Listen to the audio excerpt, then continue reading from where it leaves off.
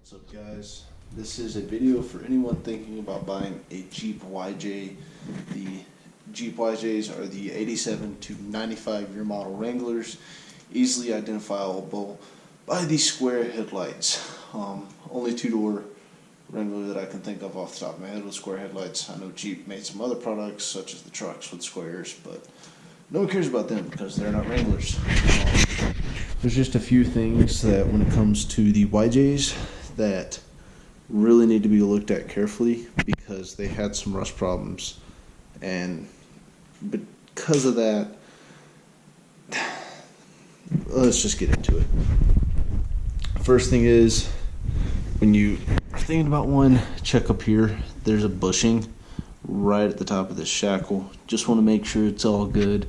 They make polyurethane inserts you can get that really, quiet the ride, make it nice and smooth, but you can't get those. Next thing, just working back, you want to check the shock mounts as well, because they can bust loose from the frame. Someone has already actually welded these back on and fixed it, but that's just another thing. Going further back, you want to check your rear shackle mount as well for just rust. And also up in here, just this whole side, like mine, I have the plastic, so you can't even really see it, but I know there's rust there. The plastic just hides it, and once I get to the back, you'll definitely see it. Just going further back, this area right here, right at the door, is a hot spot for sure. You can already see the hole I have right between the two plastics. And when you really get up in there, you can see it. I did try to take some rust prevention and get up in there to stop it from getting worse, but most of the damage was already done prior to me even owning the Jeep.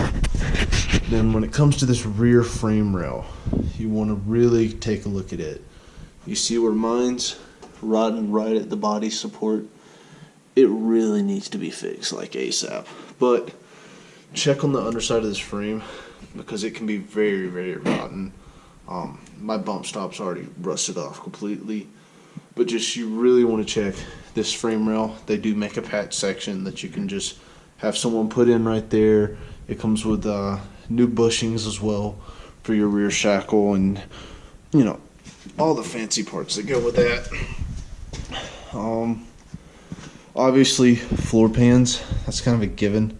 I can't move my seat to show the floor pans on the driver's side, but we'll go over to the passenger side real quick. Obviously, the fender, it's rusted out, but when it comes to something like that, it's not structural, so I'm not going to care too much. But this is something I have to care about. I was able to rip this out of the wall. I just grabbed it, yanked it out on the seatbelt. So I can only imagine had I been in a wreck with my wife in the Jeep and she'd been buckled into that. Basically like not wearing a seatbelt at all. But it's totally rotten. Gotta get it fixed. But I didn't get all the mud cleaned out. I didn't even know that was there. Or how that got there really, but it's there. So you want to check your floor pans.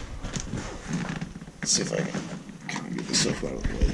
You want to check up here, your seam at your firewall where your, floor pan meets. I know mine on the driver's side's not the best, but not the worst. Then also the bottom of this windshield. Usually it's just the paint. That's what I've noticed with most of them. Then more specific, depending on the type of Jeep, this does have a 2-inch body lift as well as a 4-inch rough country lift. So you want to make sure it has the proper, drop pitman arm, which if they bought the full kit, comes with a rough country kit, comes with all of them as far as I can tell. It should also come with a transfer case drop kit. I ran mine without for a couple days and quickly figured out it does need to be on there. It wasn't me just trying to not do it, but it was one of those matter of time type deals. And also, when you get into the bigger lifts, the 6-inch lift and like mine is, I really need a slip yoke eliminator on the back of the transfer case. Those seem to average right around $200, and you can do it yourself if you just are a little mechanically inclined. It's not too bad at all. But with most of the lift kits, it does change the pinion angle to compensate for the bigger lift. But that's really it. No, I talk kind of quick, but small vehicles are not allowed to get into. I will say the 87s and 88 YJs, they had a BA10 transmission. It was a Peugeot transmission, wasn't the best, but it does work. That's what this one has. I was hoping someone swapped it when I bought it. I was wrong. I don't remember the way to identify them, but I just know they came in the 87 to 88 Jeeps, and they switched mid-year in 88 to the AX15. So if you're looking to get one, get 88 and up. And I believe in 95 as well, they did a galvanized frame on some of the YJs. So they don't have near the rust problems that the earlier ones do. As far as the engine, I've got the 4.2 liter. If you're following the story of this Jeep, mine's shot. It's blowing white smoke, ton of blow by. It's not a healthy motor, but it's still running and has all the power. So that's pretty crazy to me. I can't speak for the 4-cylinder, so I don't want to talk out of my ass with that. But mine's been super good to me.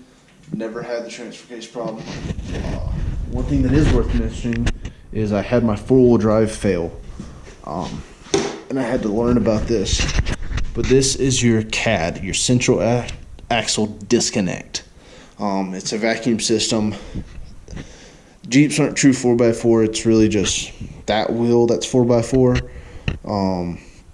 So to get true 4x4, you need lockers, a welder, Lincoln locker, if you will, to get a true 4x4 system.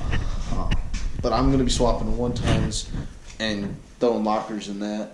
But if you aren't doing that, then definitely they make a cable system for the CAD. I think it's $100. Go ahead and throw it on there. I was in a mud hole when I figured out my CAD was busted. So, yeah, I had that happen. That's the only problem I've had out of this thing. The motor was already bad when I got it. Hell, it got ran drive oil and drove like 15 miles still, and it's still running. It ticks, but it's just a lifter. It's not even a rod. You can't kill the 4.2 liter. The 4.0 is even stronger. So, highly recommend the YJs. Just be careful with what you're buying. I traded a 30,000 mile CBR 1000 for this thing.